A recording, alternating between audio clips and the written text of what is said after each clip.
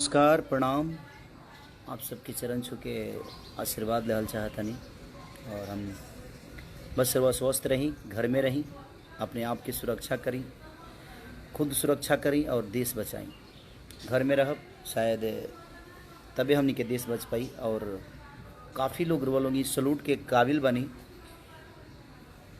रुआ लोग पूजनीय बनी। ईश्वर की तरह आज हमनी के जौन सुरक्षा ईश्वर बन के हमनी के जौन डॉक्टर लोग सुरक्षा करता वहाँ लोग के सलूट बा। जे प्रशासन के लोग घर रहते हुए भी हमनी की सुरक्षा खातिर बाहर निकल के हमनी के सेवा करता, हमनी के रक्षा करता, ओकरा खातिर सलूट। कर्मचारी जितने भी लोग बा, आज एगो हम बात कहले रहनी कौनो चैनल पर भी कि आज मंदिर की और मस्जिद के भगवान रोड पर आकर सुरक्षा कर्मी के रूप में, डॉक्टर के रूप में हमनी की सेवा कर रहा बने, तो मंदिर मस्जिद के गेट कैसे खोली? जब भगवाने ना रही हैं तो गेट के पूजा करी, के कर पूजा करब? ताज हर भगवान तर रोड पर हमनी की सुरक्षा खातिर बाड़े। तो सबके दिल से धन्यवाद कि वो लोग लॉकडाउन के इतना पालन करता नहीं और सरकार के साथ देता नहीं। और आज एगो हमार गाना रिलीज भइल बा, कसाइल बा कमरिया सड़िया से। एक्चुअली बात ऐसा बा कि ये गाना लीक आउट हो गई, जबकि ये गाना मात्र 3 आदमी के पास रहे। हमरा लगे, म्यूजिक डायरेक्टर लगे और वीडियो डायरेक्टर लगे। अभी गाना के रिलीज़ कैले बा नहीं समझ में आवत। और हम सबके बता दे चाहतनी कि गाना हमरा खिसारी म्यूजिक वर्ल्ड से, हमारा कंपनी से ही रिलीज़ भइल बा। और वो सब प्यार और आशीर्वाद बहुत बढ़िया देता नहीं तो ओकरा के दी ही।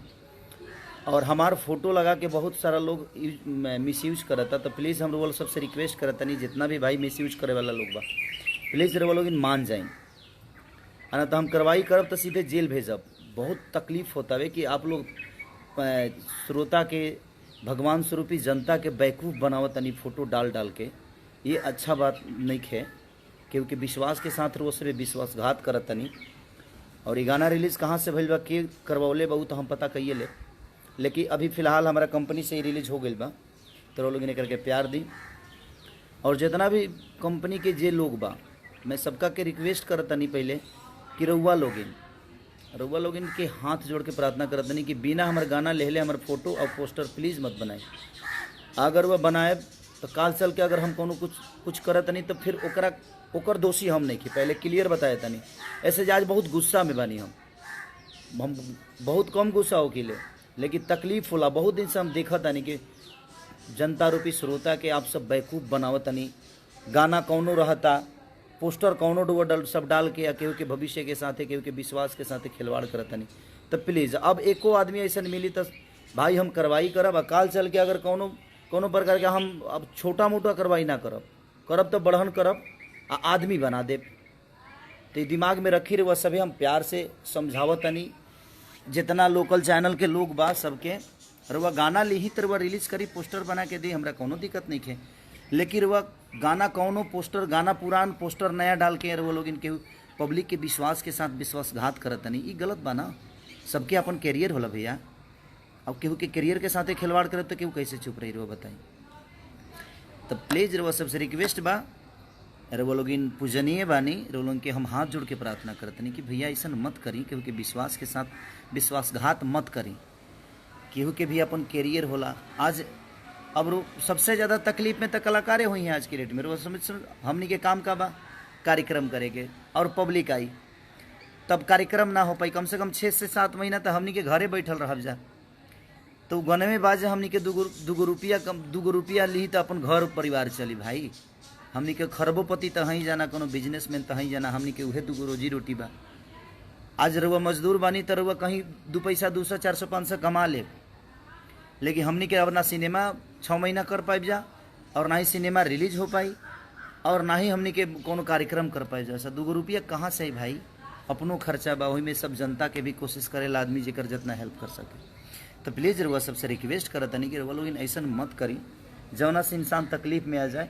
अकाल चल के अगर हम कोनो कार्रवाई करता नहीं तो हम चुप ना बैठब, हम आदमी बना दे। पहले क्लियर कहता नहीं भाई, तो पहले हम समझा देता नहीं कि काल चल के वो लोग इस टाइप के हरकत ना करी